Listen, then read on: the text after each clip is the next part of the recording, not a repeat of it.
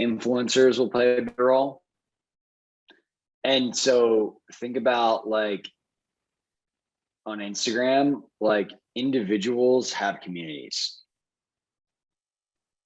And so I think the same exact thing is going to happen with B2B, and it already is, right? Where it's like this individual has a community, they're a content creator, they work at a company, but like they are like influencing people and having discussions and having dialogues. And so I think that's already happening. I think it'll be more pervasive.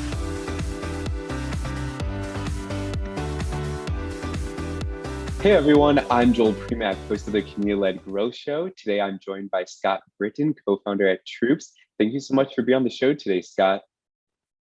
Great to be here, Joel. Let's do this. Yeah. Well, we're going to start off with an easy question today. So could you just give our listeners a quick 30-second intro about yourself? Sure. So one of the co-founders of Troops, where I head up our growth function. Before this was running biz dev at a company called Single Platform that was acquired by Constant Contact. And for those people that don't know Troops, basically what we believe is that people want to work in natural and easy ways. And if you look at the natural behaviors of what everybody likes to do today, it's messaging, text messaging, Instagram, WhatsApp, Slack, and spreadsheets. And so we built a solution that connects your back office systems like Salesforce, like Microsoft Dynamics, Gainsight, Outreach, Zendesk, you name it, and then allows you to interact and manipulate that data in B2B environments like Slack and Microsoft Teams, as well as editable spreadsheets through a product we have called Grid. And so that's what we do. We work with a large portion of the Cloud 100 to basically help them get better data, better visibility, more adherence to their key processes around all their different types of places that hold revenue information. And I'm excited to be here. I love podcasts. We have one ourselves. And I think community is, it is one of the new frontiers of marketing. So this is an important topic. Definitely. And on that note, we're going to start with the next easiest question that you'll probably get today, which is, how does Troops define community for your organization? Ooh, good one. I think community is, for us, really about the collection of people that are interested in conversations that we can provide value to. And so that can be through our product, it can be through the information we publish, it can be through our own engagement as a company. But we want to serve those people. And we want to do it in a myriad of ways. And so for me, it's really all about like, what is a conversation that's happening? Who are the people that are having it? And where can we come in and add value in one way or another? And that's how we think about community for sure. Nice. Okay. So going then a step further, and you kind of touch on this in terms of you guys aim to serve numerous audiences through your company and building community. So then how do you actually cultivate and grow that community and foster it for all those different audiences across different channels and such?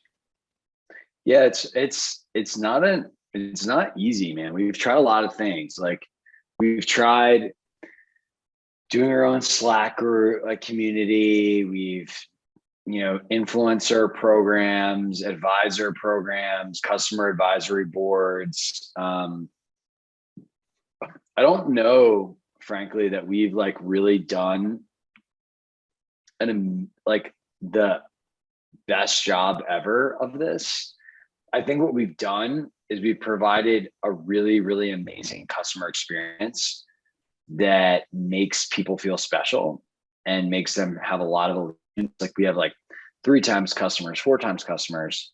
But in terms of like the container for those people, it's really something that's like honestly a work in progress. And what I would say is, if I were going back and starting Troops again tomorrow, what I would have really focused on is, hey, let's pick a niche, and let's just own the conversation around it and create a conversational environment to support that.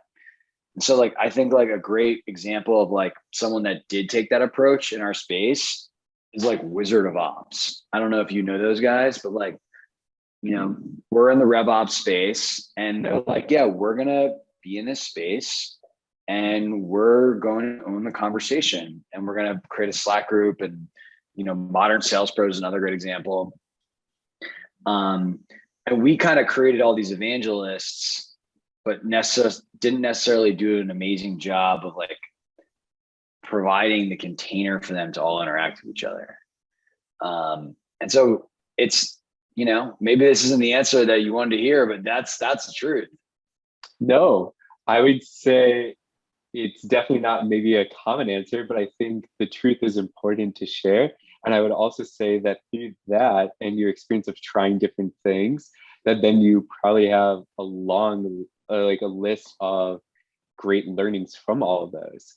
So I would definitely say, what are some of those learnings then through trying customer advisory boards, Slack groups, influencer programs, etc., that you would feel comfortable sharing with us? I really think like you can't, to really make community, like you can't make it about your company. Like it, you know, you can only do that if your company reaches a certain scale. Like for example, like I'm a part of the Gainsight community or the Salesforce Ohana Slack. Those are really big companies. They reached a level of scale and complexity that required a community versus building one. And so like there needs to be, the core of it is that you need to have enough value creation and like user generated value creation in order to support a community. And so if I was like starting out, I would look at what are like underserved audiences or topics in my broader space where people have questions that need to be answered, people want advice, people need help. And then how do I be the curator of that information? And yeah, I mean, I think mistakes that we made were like, you know, we basically created a customer support channel, customer support type Slack that was just like us like blasting out announcements of our product and stuff and like ask anything versus saying like, hey, like this group is like on the forefront of RevOps. Let's like demystify, make it easy to understand like all of these hard things these people are all trying to figure out and not even include our product. And that was definitely a mistake that we made. That's fair, but I would say that that's something that I think a lot of companies struggle with. If they're building a community, most leaders outside of, I would say, a select few, really understand that community isn't necessarily about your product. It's more so about the audience that you serve through it. And so I think that there's like that's a very good point though, because of that struggle that people, especially leaders, face of we have to tie things back to revenue and resource allocation, that sometimes you can't always make like a direct line to community, but you can make a dotted line from community to influence things. It's more like a halo effect. Like the goal of the community should be like the halo effect. And I know it's not easy to like measure that, but it pays itself back in spades eventually. I would ask two questions on that, or at least one question for sure would be, would you say Gong has that halo effect that you're talking about as an example? Gong? Yeah. Um, Or like, what's an example I mean, of a company that you think has that halo effect? I think Modern Sales Pros is a good one, where it's like Atrium is the company, right? But like Yeah. Modern Sales Pros is the community. Same with Wizard of Ops. Like Wizard of Ops is the, and I'm just speaking because I don't, in our world, my world, like Sonar is the company. Like Gong honestly just created really kick-ass content that was data driven, and so they made a big splash. And but like I don't know that, like I think Gong was just really good content marketing versus community. And they're quite different and complementary. But like I don't know, like I never saw all these people like the users proactively sharing information on call coaching, on like demos, on all these different topics they cover. It was Gong sharing it. And so it was like, we're gonna create amazing information and we're gonna push it out. And they did a great job of that versus like our audience is gonna be the ones that are driving the community. Gotcha. Okay. That's really good to clarify. So thank you so much for that.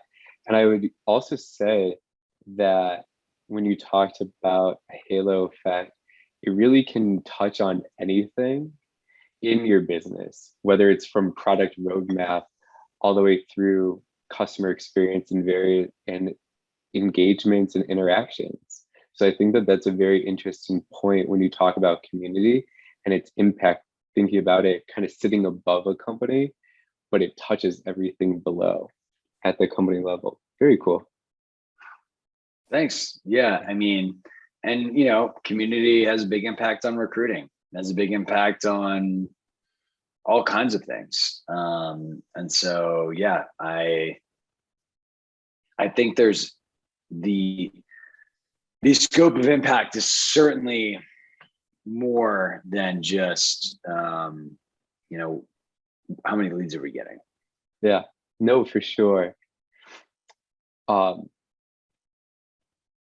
My favorite question to ask towards the end of recordings is, what are your 3 or so predictions for the future of community within the B2B tech space? Good question. The first is that influencers will play a big role. And so think about on Instagram, individuals have communities. And so I think the same exact thing is going to happen with B2B, and it already is, right? Where it's like this individual has a community, they're a content creator, they work at a company, but they are influencing people and having discussions and having dialogues. And so I think that's already happening. I think it'll be more pervasive. I think that I think frankly, a lot of people are going to want more in-person stuff. So we've kind of went from the very in-person stuff to no in-person to now people are craving in-person. I think we're gonna kind of revert back to I just want to be around actual people. And then I think, generally it's I've always been a fan of intimate groups. It's great to be a part of a Slack community. What I really get the most value out of is a 5-person, very well curated group of people that can help me or give me interesting insights. And then I can actually build real relationships out of that. And so I think we're going to see a lot of micro groups inside of communities be a staple of what makes the community valuable. That's a really interesting point.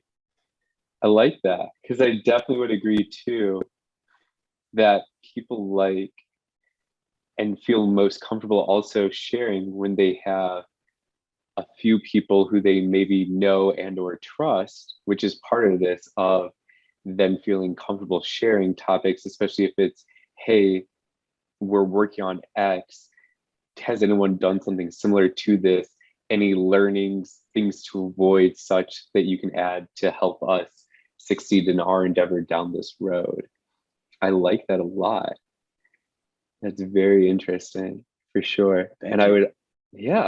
I would say to your point around influencers, have you experienced this, that people are now being more loyal towards brands or companies that they like and have worked with previously than company loyalty overall? For like when people change roles, someone maybe has a strong opinion about one tool or another, and that's what they always prefer to go with versus, hey, they already have something that's similar, and we'll just keep it kind of thing, I guess. I mean, I think at the end of the day, product is still frankly holding more weight than individual. But I think that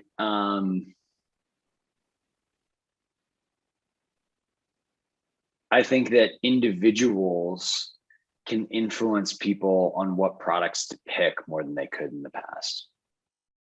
Cool.